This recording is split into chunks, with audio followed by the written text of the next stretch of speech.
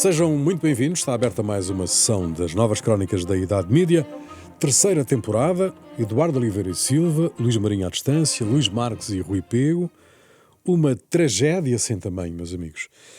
Nenhum órgão de comunicação social português esteve desde o primeiro momento na Venezuela, não tem correspondentes permanentes em Caracas, o que se percebe, mas nem a Lusa nem a RTP estiveram logo desde o primeiro momento, usaram imagens internacionais, mas todos, é preciso dizer com justiça, todos reagiram rapidamente, genericamente, com coberturas de boa qualidade.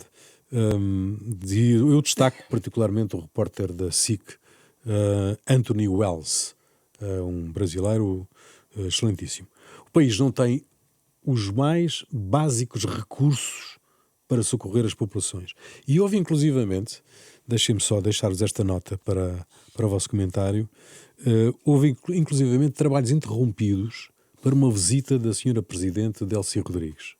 E houve um vídeo do senhor Ministro do Interior a barrar uma equipa norte-americana de ajuda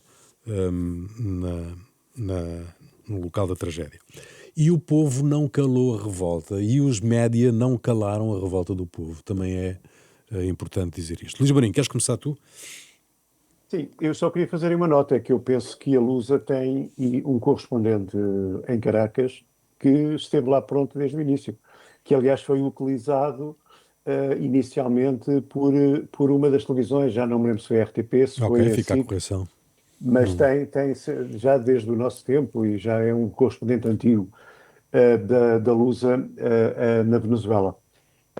Eu penso de facto que o esforço das televisões portuguesas foi bom, de todas.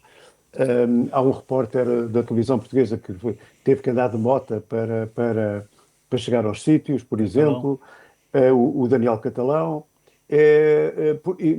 Hoje já há vários canais portugueses que têm lá enviados especiais. Entretanto, foram utilizando e bem jornalistas que já estavam lá no local, a maior parte obviamente brasileiros por causa da língua, mas também alguns venezuelanos que se esforçaram por falar no melhor português possível, e portanto acho que houve uma boa reação. Aliás, nós sabemos que não era fácil a deslocação até à Venezuela e depois dentro da própria Venezuela. Portanto, acho que foi um bom esforço das televisões portuguesas e que a cobertura tem sido bastante boa.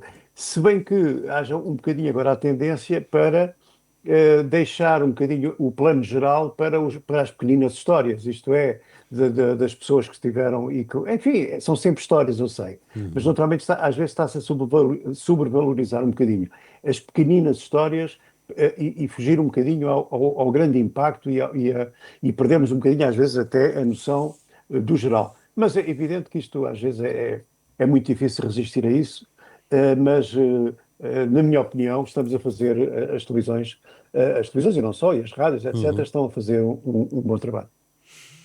Luís Marques, Eduardo. Bom, não vou repetir o que o Luís disse, tem razão, a cobertura tem sido genericamente boa. As dificuldades das televisões portuguesas também são compreensíveis. Achei interessante o percurso do Daniel Catalão, que fez a sua própria reportagem na moto até lá chegar, e continua muito ativo nas redes sociais, nomeadamente no seu Facebook. Só hoje identifiquei mais 6 novas posts dele. O que é interessante, enfim, não sei, espero que isso não prejudique tanto os seus compromissos com a antena, que é o que é mais importante que o Facebook dele, mas hoje sei que ele estava numa povoação chamada Las Tunitas a entrevistar uns portugueses, ou descendentes portugueses, que tinham lá um café. Não sei se isso é o mais importante ou não para o foco da reportagem, como aliás dizia o Luís, mas enfim, a reportagem está lá. Duas notas, não percebo porque é que não foi aproveitada a deslocação da ajuda portuguesa para levar jornalistas para lá. Porque digo isso só porque eu já vivi essas situações e esse expediente já foi usado noutras circunstâncias. Eu não sei se houve aqui algum problema logístico ou falta de coordenação, mas normalmente nestas circunstâncias, por vezes, a ajuda portuguesa, enfim, que tem transporte próprio, levava jornalistas, enfim, não sei o que é que se passou para isso não acontecer neste caso. Depois, a ausência da RTP no local merece um outro tipo de reflexão. Poderemos ver a seguir. Agora vamos ouvir aqui o nosso Eduardo e depois Eduardo, sim. Sim, eu concordo com tudo o que foi dito, tirando a questão nuclear, que é como é que a RTP e a Lusa não têm delegados em países como a Venezuela, em países como a África Eduardo, do Sul. não podem ter delegados em todo o sítio. Não, mas também não há muitos países onde haja 500 mil portugueses, como há em Portugal, como há na Venezuela, como há na África do Sul. E, portanto, são países estratégicos, são países onde a nossa comunidade precisa de cobertura. Só para dizer que, enfim, aqui...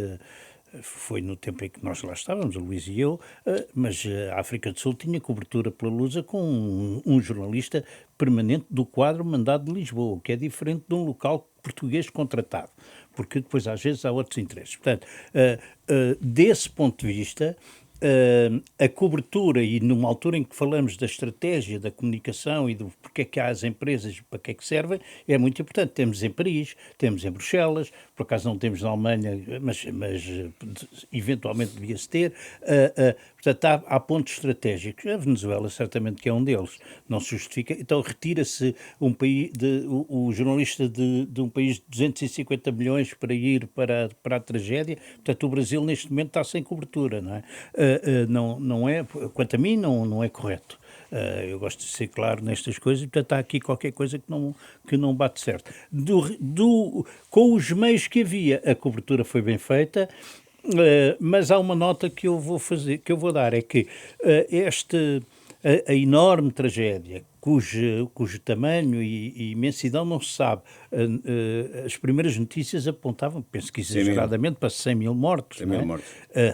Um exagero, aliás. Um exagero americano, não é? Mas, não.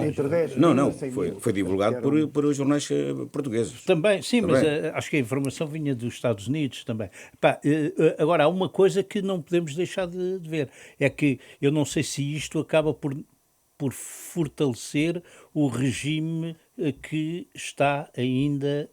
Isso é impossível. Isso é impossível, porque a incapacidade é manifesta. Não é? Bom, mas eu vou dar um exemplo. A incapacidade é manifesta, mas eles fizeram uma série de ações de propaganda. Não, está bem, mas não escondem capacidade de reação deles. Aliás, se não fosse a solidariedade internacional, o que é normal nestas circunstâncias, a tragédia tanto seria muito maior, e é de louvar que tanta gente esteja e tantos países tenham mobilizado forças para lá. Isso é de louvar. Agora, não sei se este governo vai resistir ao impacto do que se vai passar a seguir. Isto ainda não acabou, não é? Certas tragédias favorecem as ditaduras. Basta olhar para Portugal e para o Marquês de Pombal. Sim, não? E para as cheias.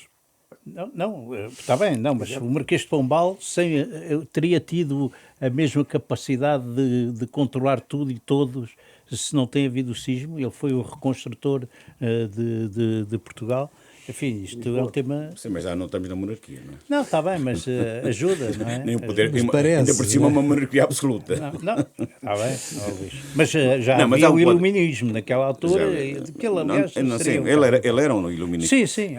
Mas um ponto que é interessante, um ponto que é referir o seguinte, não sei se o caso da Venezuela é um caso que encaixa naquilo que o Eduardo está a dizer em relação à representação da RTP. Porquê? Porque a Venezuela vem de uma ditadura, e provavelmente seria difícil acreditar jornalistas portugueses lá. Admito isso, enfim, não estou por dentro. Agora, provavelmente a RTP também já depois da queda do Maduro teve tempo de eventualmente repensar uma representação, e eu concordo. Mas esta discussão é uma discussão mais ampla, porque desde o meu tempo que as questões das delegações internacionais foi sendo tratada, mas nunca foi discutida a sério. Nunca houve uma discussão onde é que a RTP devia estar, que tipo de representação que devia ter. E aquilo havia um histórico que temos de estar nos países lusófonos, normal, Angola, Moçambique, etc. E depois, lá fora, era mais ou menos assim uma coisa, para tanto um calhário. Era o eixo, por exemplo, o eixo Paris. Paris não tínhamos ninguém, já foi no meu tempo, portanto, que foi criada Paris. Não havia, é um bocado incompreensível 800 mil portugueses. Que Portugal Portanto, tem 800 mil pessoas em Paris, em França, e não tinha lá um representante. Estou de acordo que as prioridades da representação externa da RTP devem ser onde são os portugueses. E, na realidade, na Venezuela estão 400 ou 500 mil portugueses. Deviam lá estar, até porque não é só uma questão de informação, é uma questão de presença portuguesa, portanto, no local. E na África do Sul igual. E noutros espaços também, não vamos agora fazer esse exame. África do Sul, onde as coisas não estão bem. Não estão nada bem. Portanto, ou seja, repensar a representação externa da RTP, agora que se vai abrir aqui um processo, portanto, de a escolha da próxima administração e do novo modelo estratégico, ao que parece, esse tema é um tema que deve ser pensado. De resto, podíamos avançar já para aí, antes de outros temas, porque está publicado o documento das linhas de orientação estratégica para 2027-2029, não é? Sim, sim. Que é classificado como um novo ciclo para o serviço público de média. É um documento que, do meu ponto de vista, exige uma apreciação mais ponderada, mais cuidada, mais demorada, e que faremos certamente em próximos programas. Mas, para já, o que é que vocês ressaltam deste documento do Conselho Geral Independente? Eu, pessoalmente... Sim, Luís. Não, eu tive a tentar ler, obviamente, li assim um bocadinho na diagonal. Parei em dois aspectos que achei interessantes. Primeiro, logo no início, quando finalmente, e vamos lá ver, é para cumprir, se abre a porta concretamente a um concurso para a nova administração, para uma administração. Já houve um. Sim, pois. Sim, houve um no passado, sim. Pois, houve um concurso. Diz aqui, é um concurso, diz aqui para que não se reduza a um exercício meramente formal. Portanto, até admitem que o que tem acontecido é uma formalidade. Tem sido exatamente uma conversa de amigos e tal, e escolhemos aquilo e está feito. Depois, vi aqui na parte final, aquilo que eles chamam a síntese final destas linhas de orientação estratégica, uma coisa interessante é que portanto, dividem em 3 anos, o que está certo, e qual é a grande novidade no meio disto tudo? É que vão fazer uma auditoria que já está pedida e repetida há não sei quanto tempo. Uma auditoria estratégica e organizacional, que será ou por um consultor, uma consultora externa, ou eventualmente por um guru, porque chamam lá eventualmente uma peer review. Portanto, que será alguém que faça uma tese, uma coisa assim do género, que depois seria apreciada. E depois, digamos que tem aqui por 3 anos o desenvolvimento dos resultados desta auditoria. Mas, olhando para todo o documento, eu como disse, não o li com todo um pormenor, mas passei os olhos pelo documento, o que eu não vejo é novidade. Rigorosamente, não vejo ali novidade nenhuma, nem nenhuma novidade para reformas. Isto é, fala-se muito, vamos lá ver, é preciso fazer isto, é preciso fazer aquilo, basicamente aquilo que já acontece, ou que devia acontecer e não acontece, um paleio até bem escrito, mas não vejo nenhuma ruptura, isto é, não vejo nenhuma vontade de romper com o passado e de reformar verdadeiramente a RTP. Pois, eu concordo com isso. O que eu li do documento não aponta para nenhum tipo de reformismo. Antes, favorece o establishment interno e o pensamento que está interno. Diria que se alguém da atual administração se candidatar, tem vantagem. E as linhas de orientação atribuem ao CGI um excesso de fiscalização que eu acho que aqui é muito teorético, porque depois na realidade não existe, até porque desfaz um bocadinho, atribui ao Conselho de Administração poderes. Mas reduz o poder executivo da administração? Eu acho que sim, com o tipo de obrigações de reporte que estão aqui metidas, que evidentemente estão aqui, mas depois na realidade penduram no teto, porque normalmente não se fazem, porque senão já se tinham feito, o CGI não é assim tão diferente. Bem, nós teremos a oportunidade certamente de voltar a este tema, sim, porque é um tema muito estimulante, não é? Sim. Eu não li ainda o documento, passei uma vista de olhos, mas foi muito rápido, nem sequer foi propriamente uma leitura em diagonal. Alguns pontos eu já conhecia, parece-me bastante próximo daquele do anterior. E o do anterior eu, de facto, tinha lido com mais detalhe. Desta vez, pareceu-me que este trará novidades, naturalmente, mas pareceu-me bastante próximo do anterior. Portanto, enfim, falar num novo ciclo, não sei se será certo, será exagerado. Vou ler e depois darei a minha opinião na semana que vem. O que me parece, o modelo, é que é um modelo um bocado estranho. Já era, não é de agora. Porque, no fundo, são 17 páginas, o documento tem 17 páginas. E é tão exaustivo, que deixa uma margem muito pequena para quem se quiser candidatar a este cargo, não é? Na realidade, condiciona praticamente tudo, está lá tudo, não é? Sim. Então, porque é que a administração, basicamente, o que é que tem que fazer? Olha, mostrar os seus currículos. Currículos que fazem. Podia nomear uma comissão executiva. Com certeza, não é? É escolher quais são as pessoas, as melhores pessoas, os profissionais mais competentes para cumprir aquilo que, tanto as tais linhas de orientação estratégicas. No fundo, o programa de ação está praticamente todo lá. Aquilo vai tão ao detalhe que desde o desporto amador ao bem-estar animal está lá tudo, né? É um bocado, parece um pouco exagerado e talvez condicione bastante a escolha da futura administração. Agora, o que é que aconteceu já com a publicação do documento, que eu percebi agora que já tem dias que eu não conhecia, mas é de 11 de junho. É de 11 de junho, portanto eu não sabia disso. Mas há uma coisa que eu já sabia, que neste momento a corrida para o cargo já está aí no terreno e já há muitas movimentações no sentido de... O que é bom sinal, não é? É bom sinal que o lugar é um lugar apetecível e que há pessoas interessadas, portanto, nele. Não, e que a RTP é uma empresa com futuro. Com certeza. Exato. Isso não há dúvida. Sim.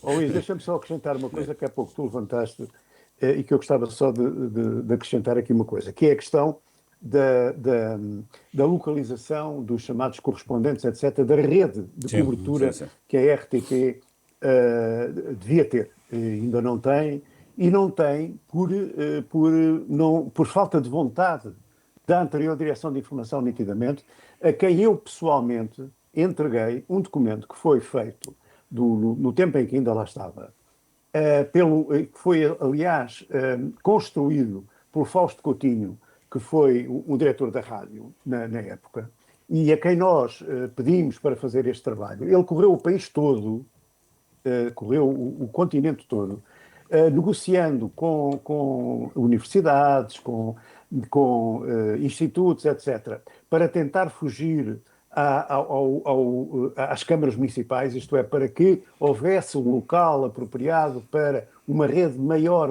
digamos, uma malha mais apertada de correspondentes, não é? Esse trabalho foi todo feito, havia um relatório feito, concluído, que eu entreguei pessoalmente ao antigo diretor de informação, que não, basicamente, aliás, como é seu timbre, o colocou na gaveta até hoje. Portanto, digamos que não é por falta de vontade, ou por outra, não é por falta de ter havido vontade de se...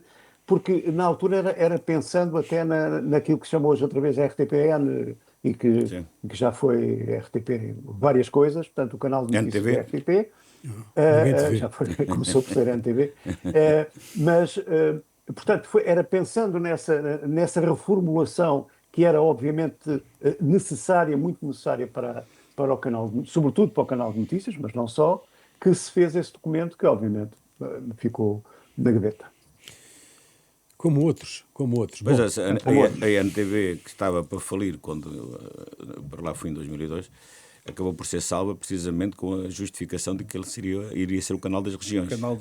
Curiosamente. Exatamente. Bom, Portugal joga esta quinta-feira à noite, já sexta, contra a Croácia. Está em disputa um lugar nos oitavos de final. Digo eu, ainda bem que nos calha uma equipa europeia, porque se fosse uma equipa sul-americana ou africana a coisa podia ser mais complicada. Agora, as audiências confirmam, Luís Marques, que se dúvidas existissem sobre o valor premium deste conteúdo de futebol, está aqui atestado, 2,5 milhões de pessoas viram a RTP no jogo de Portugal com a Colômbia. À meia-noite e meia. E na SIC e na TV também foi. E na SIC e na TV também excelentíssimos resultados. Na realidade não há nada que bata ao futebol. Isso aí já sabíamos disso. As audiências estão a bater recordes em todo lado, não é só cá, nos Estados Unidos, praticamente na Europa toda, enfim, em todo lado. É um fenómeno, ao contrário, enfim, de algumas expectativas negativas que havia, este Mundial está a ser um enorme sucesso, quer do ponto de vista das audiências, quer do ponto de vista das assistências, não é? Quer do ponto de vista do ambiente. Nota-se que há um grande ambiente de alegria, de participação e de viver uma experiência única, que até, em alguns aspectos, até bastante comovedora.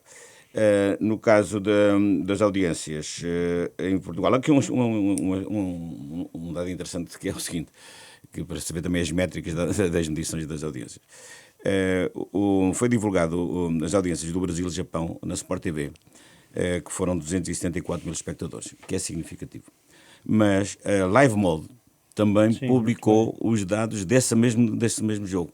Então a Live Mode chegou a 2.249.000 espectadores. Ora, qual é a diferença tão grande entre estes dois valores? É porque, enquanto que o Brasil e o Japão, enquanto que a Sport TV dá os valores agregados das audiências da GFK, ou seja, por lar, a Live Mode é por contacto. Por contacto, claro. Portanto, ou seja, e o contacto, a mesma pessoa pode contatar N vezes, portanto, aquele jogo. Portanto, ou seja, dá valor de 2 milhões, não é? Dá por isso. Agora, isto é uma coisa interessante. Porquê? Porque estes 2 milhões são remunerados. Sim. Quando eles divulgam 2.249.387 espectadores, isso tem um valor comercial, ou seja, pela publicidade e pela remuneração que tanto o YouTube paga. O que vai fazer, e isso é uma coisa que já está a ser pensada tanto quanto sei, que algumas das televisões, e provavelmente o próprio free-to-air, vão começar a divulgar não o share e o rating, mas o contacto, o reach, que é o número de contactos. Pois, exatamente. Exato. Pode acontecer. O que pode acontecer e o que fará todo sentido. E o que pode fazer, portanto, se as marcas estamos a comparar o que é comparável. Se as marcas relevam o reach, ou seja, o contacto. Portanto, do Live Mode ou de outros sites de streaming, porque é que não vão fazer o mesmo também para as televisões free-to-air? É uma pergunta que tem lógica e que provavelmente vai ser esse um bocado o caminho. Bom, o The Economist fez uma coisa muito engraçada sobre com as letras... Mas agora dizer que a SIC, já que estamos a falar das audiências, que a SIC ganhou junho. Ganhou junho. Sim. Isto é, mais um mês, não é? Mais um mês. Mais um mês. Mas como o mês acabou agora? Sim. Acabou ontem. Mas é mais um mês, portanto, a acrescentar às vitórias anteriores. Certo, sim. Bom, mas dizia que o The Economist fez uma coisa engraçada com as letras dos hinos nacionais. E o nosso é o hino mais violento que existe. Também a gente diz às armas 20 vezes, não é? Pronto. Contra os canhões. Marchar. Só loucos é que marcham contra canhões, não é? Isto, de facto... E na realidade nós não marchámos na altura, não é? Nós não marchámos na altura, nós debandámos na altura. Aquilo era uma ameaça, mas não passava disso. Agarrem-se, à boa maneira portuguesa. Exatamente. Eu ia lá, mas não, é que o ultimato inglês já foi há quase meio século, não é? 1890. Portanto, é quase meio século. Portanto, não, mais de um século. Meio século? Não, século e meio. Faz sentido haver aqui uma discussão nacional em torno da mudança da letra do hino da portuguesa. Então está um bom tema. Lançar um grande tema. Lançar um debate nacional. O nosso hino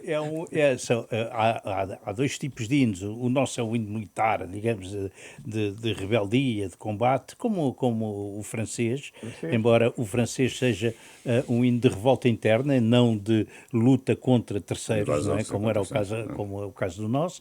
E depois há hinos inspiracionistas, por exemplo, o hino americano e o hino belga é um hino à minha pátria, e portanto, mas o nosso hino é como mas todos os hinos da América Latina são heróicos, no sentido que estão ligados à libertação, à independência. Sim, como os africanos. Sim, como os africanos. Como os hinos africanos. Exato. Portanto, vocês acham que não devíamos mas pode ser uma ideia para a nossa, não é? Do nosso programa, lançar um grande debate nacional. Um grande debate nacional. Uma nova para mandar novas letras. Exatamente. Pedir aos estimados ouvintes. Este tema não é novidade. Não é novidade. Já foi falado. Que era preciso mudar a letra do hino, coisa que eu acho absolutamente ridícula, mas tudo bem. Mas foi, de resto, até mal interpretado o Dino Santiago, quando uma vez fez uma sugestão semelhante. e foi mal interpretado. Espero que nós não sejamos mal interpretados, ou melhor, eu próprio não seja mal interpretado nesta questão do hino nacional. Bom, mas... Mas o Dino de Santiago era um bom nome para escrever tanto a letra do próximo hino. Era? Então não era. Não era. É uma síntese. O Dino de Santiago é uma Claro. síntese. É uma síntese. Agora, como é que vocês olharam para aquela atitude do Egito e do Irão que tentaram proibir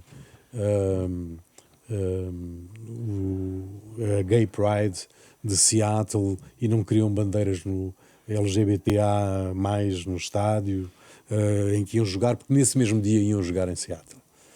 E a FIFA disse que não está fora de questão. A FIFA esteve bem, não é? Eu não, acho que, enfim, dentro do estilo woke está certo. Agora, os jogadores do Egito e do Irão não podiam deixar de fazer aquilo que estavam obrigados a fazer, porque senão quando regressassem era capaz de lhes correr Mas mal. o que eles estão obrigados a fazer é jogar a bola, não? Não, mas está bem, mas tiveram que fazer um número de não querer e tal, não sei o quê, ainda que possam eventualmente ficar chocados e perturbados. Mas eu não estou a ver a seleção iraniana a dizer não, venha lá, a parada gay e tal, e estamos a favor. Não passa pela cabeça de ninguém. O que é que aconteceu aos homens quando chegassem lá? Mas a FIFA neste caso não se deu, não é? Pois Mas eu ainda não vi, foi protestos dos movimentos woke aqui, não é? não, está bem. Aqui na Europa, não é? Ninguém a protestar contra isso. Bom, Se fosse ao contrário...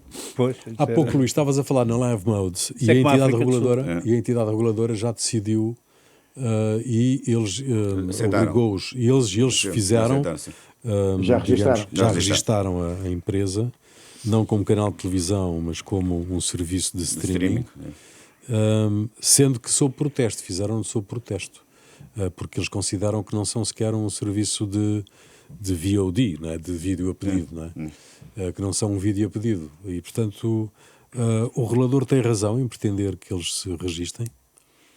Sim, parece-me que é razoável, não é? Quer dizer, no fundo, neste caso concreto, funciona em Portugal, com instalações cá, com um conjunto de circunstâncias cá, e tem que haver, não podemos remeter tudo para a legislação da ONU, não é? Quer dizer, são coisas que se passam por cá e têm que ter registro cá, é evidente, não é? E até de impostos também, espero que tenham, não é? Se tiver empresa cá, tem que pagar impostos. Pois, esperemos que sim. Claro. Bom, Luís Marinho, Portugal mantém o mesmo lugar, 13º lugar, nos índices de pluralismo nos média, de acordo com o Media Pluralism Monitor de 2026. A Suécia e a Alemanha lideram este indicador, mas o estudo é muito claro, não é? O setor português está em dificuldades e cita os casos da Trusty News, cita os casos do DN, do JN, da TSF, que não descolam, apesar da tentativa que fizeram. Fala também da entrada dos italianos da estrutura acionista da empresa.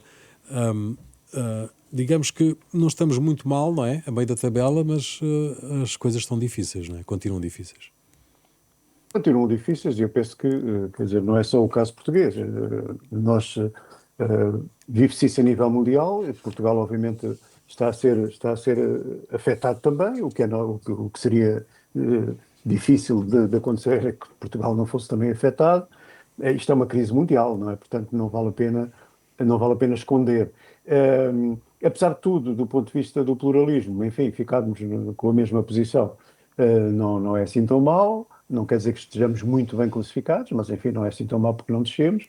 Mas em relação ao relatório de que falaste, diz aquilo que nós conhecemos e que até temos falado aqui com bastante frequência, que é uma crise generalizada, obviamente, basicamente do papel, portanto dos jornais em papel e também, obviamente, das televisões generalistas, portanto, que obviamente também estão a sofrer e que algumas delas, e bem, se estão a resguardar, portanto, arranjando parceiros, etc, etc.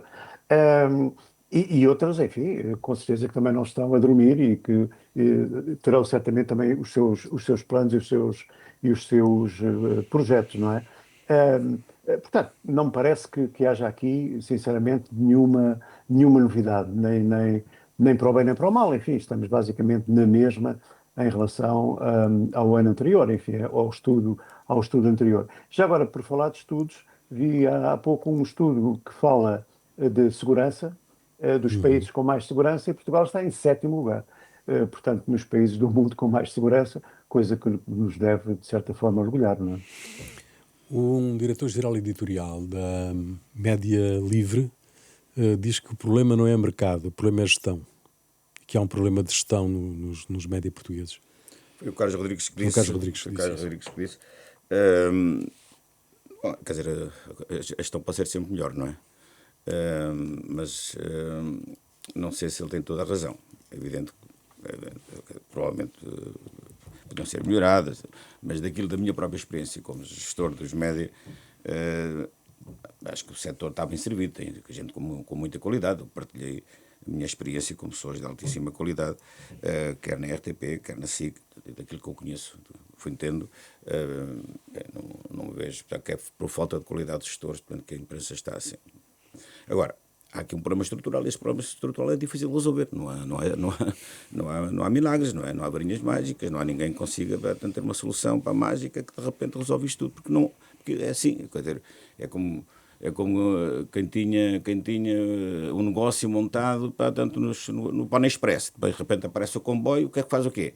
É? Vai perder o negócio. Aqui também é um bocadinho. Vende os cavalos. Foi, vende os cavalos e está facilitando, a ver se consegue comer melhor. Aqui está um bocadinho. Na palha. Exato. Aqui é um bocadinho que está a aparecer também, quer dizer, é evidente, portanto, os meios estão neste momento a perder para os novos meios que estão a ocupar o espaço. Os jornais é o que nós sabemos, e o estudo que o Luís referiu, mais uma vez, acentua esse aspecto, mas isso já sabemos, isso já não é de agora, já vem há 20 anos. As televisões estão agora nessa fase crescente.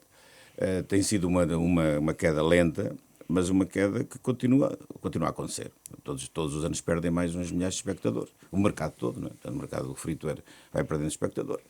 Isto vai saber as audiências, não é? Então agora falamos das audiências, vai saber as audiências fora, tirando o futebol, para se perceber que as televisões têm um problema estrutural e vão ter que repensar muito bem, portanto, que tipo de alianças é que vão fazer no futuro. E vão ter que fazer alianças, seja com os operadores de streaming, seja com o tipo de operadores. Vai ter que haver aqui um refocar no seu negócio.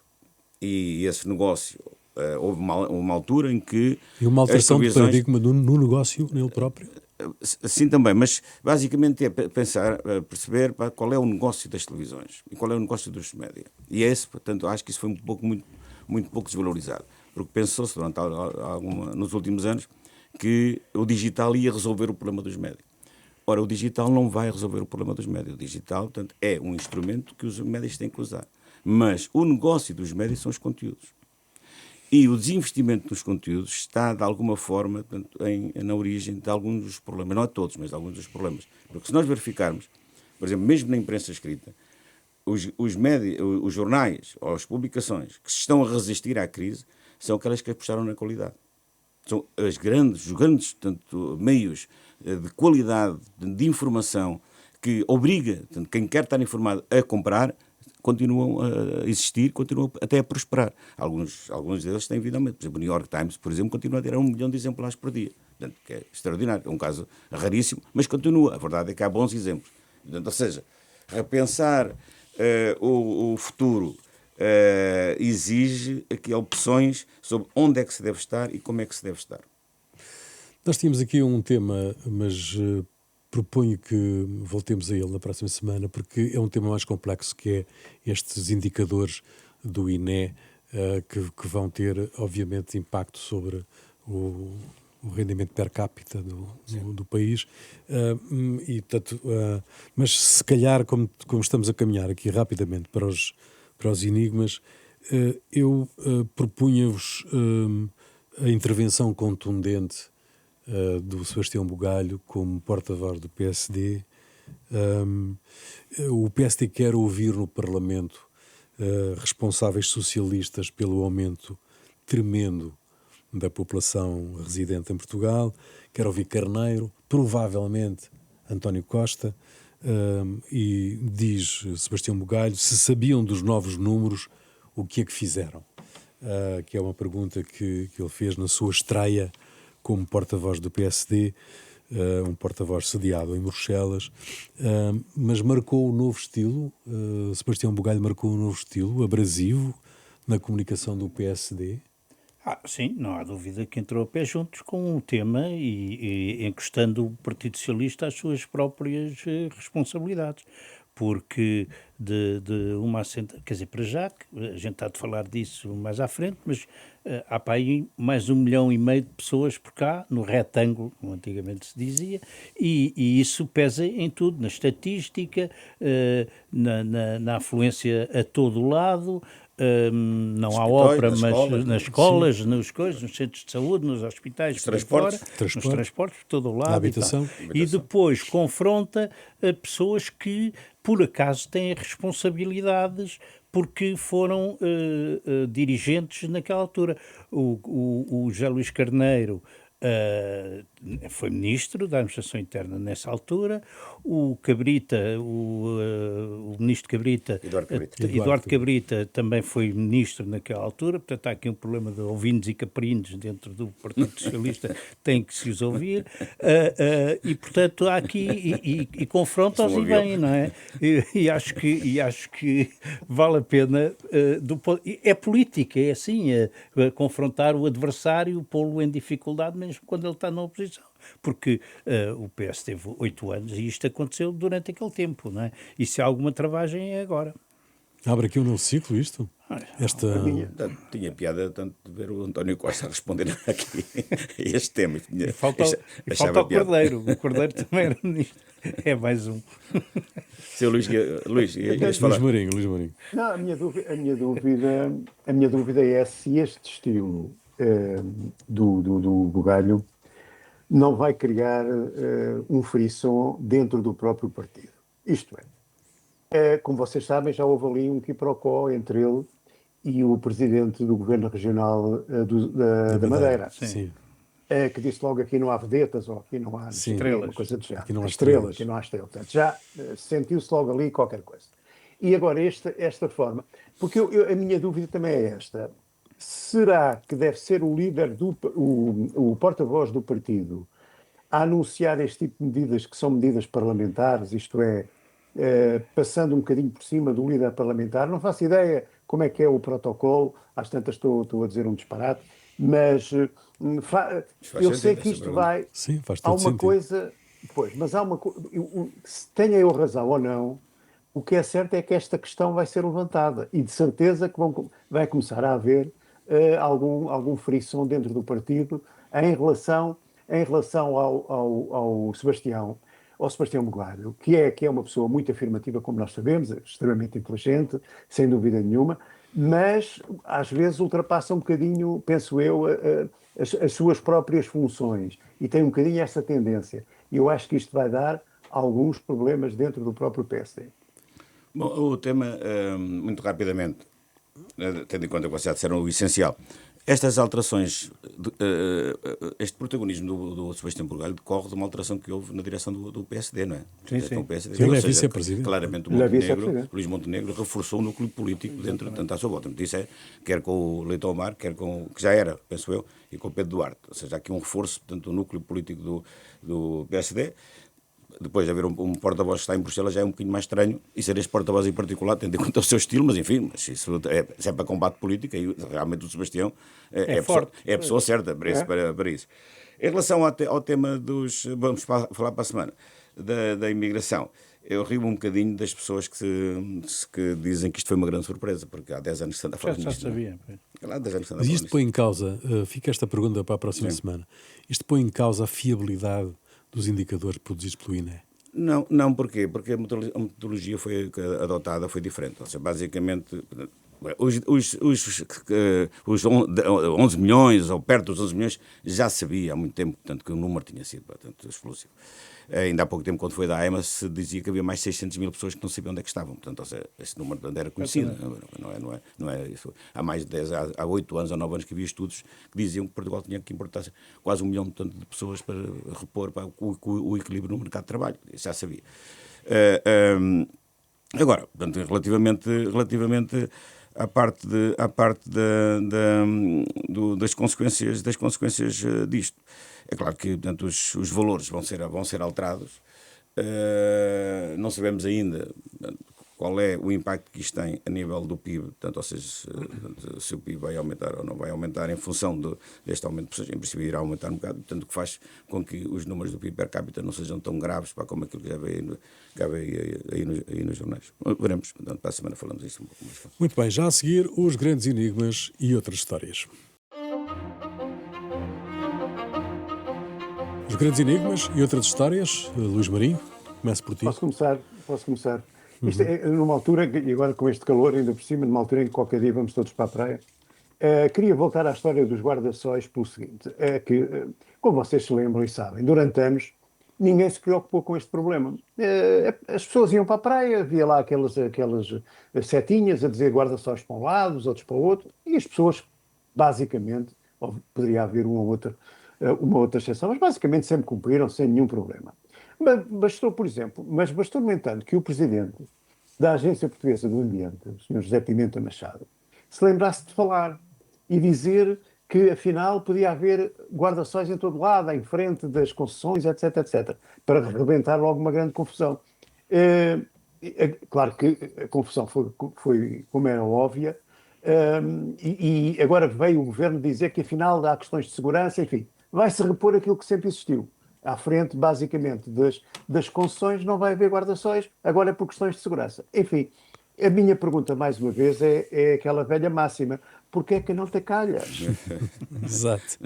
E a Ministra do Ambiente também devia ter calado, porque disse uma coisa lá atrás e agora já disse. Começou a perceber que isto vai ser um grande problema, já começou a dizer que tem que haver regras diferentes. Exato.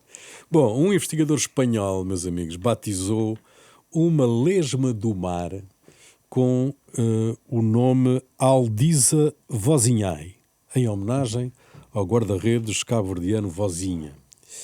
Fiquei sensibilizado com a decisão do investigador espanhol, mas depois pensei, faz algum sentido dar o nome de um gigante a uma lesma de 4 milímetros? 4 milímetros. Bom, volta ao Mundial, por as televisões... É conhecido, tanto que os americanos, o futebol para eles é o futebol americano, não é o nosso futebol, não é? O nosso futebol é o soccer. Como eles não percebem nada de futebol, então as televisões americanas estão a colocar uns oráculos, portanto, a explicar o que é que é um fora de jogo, o que é um cartão vermelho, o que é um prolongamento, então tem uma explicação. Mas sendo a geografia um enorme enigma para a esmagadora maioria dos americanos, eu espero que as televisões também estejam a incluir mapas quando falam das seleções, para que eles não confundam a Europa com a África e Portugal com Marrocos. Exatamente. E o Paraguai com... Para quê? Paraguai. Para quê? Para quê? Paraguai. Sim. Sendo agora eu queria... O meu enigma é... Vocês lembram-se da Operação Navidad? Sim. Lembras-te? Sabes o que era? Era uma exportação de pernis feita a partir de Portugal. Envolvia alguns dirigentes, até um ex-ministro socialista que depois foi ilibado, que exportavam com faturas falsas, ao que parece, para a Venezuela, porque no Natal come-se pernil de porco. Só para dar uma nota, a operação começou em 2019, até hoje não há acusação, não há nada, não há julgamento, não há tribunal, portanto, se calhar também vão receber umas indenizações como o Sócrates. E há pernil, ao menos? O pernil não há nota de ter lá chegado. Agora, o patacão acho que chegou cá. Mas há aqui uma descoberta que eu fiz numa investigação jornalística nos supermercados. Cheguei à conclusão que as latas de cerveja do Volta, só as que são feitas cá, nós compramos, trazemos, e depois podemos devolver ou deitar fora, mas em todo o caso são oneradas em 10 cêntimos. Portanto, há aqui um acréscimo no custo. Mas se forem importadas, não têm o Volta e, portanto, o preço é mais baixo. Portanto, é uma atenção para os que vêm de fora. Ainda bem que avisas. Comprar uma cerveja estrangeira. Uma informação útil. Não sei se a Sagres e o Superbrock vão gostar. E também recomendava aos oposicionistas do Dr. Putin para não comerem cogumelos. Exatamente. Convém. Bom, termina aqui mais Mas isto uma também sessão. Também cada convém não comer. Não é? Exato. Termina aqui mais uma sessão das Novas Crónicas da Idade Mídia, um programa de Eduardo Oliveira Silva, Luís Marinho, Luís Marques e Rui Pego, produção de Marina Duarte, desenho sonoro de António Fialho, cuidado técnico de Beatriz Garcia, imagem de Ricardo Fortunato. Novas Crónicas da Idade Mídia, domingo ao meio-dia, sempre que quiser, ao alcance de um clique. Até para a semana.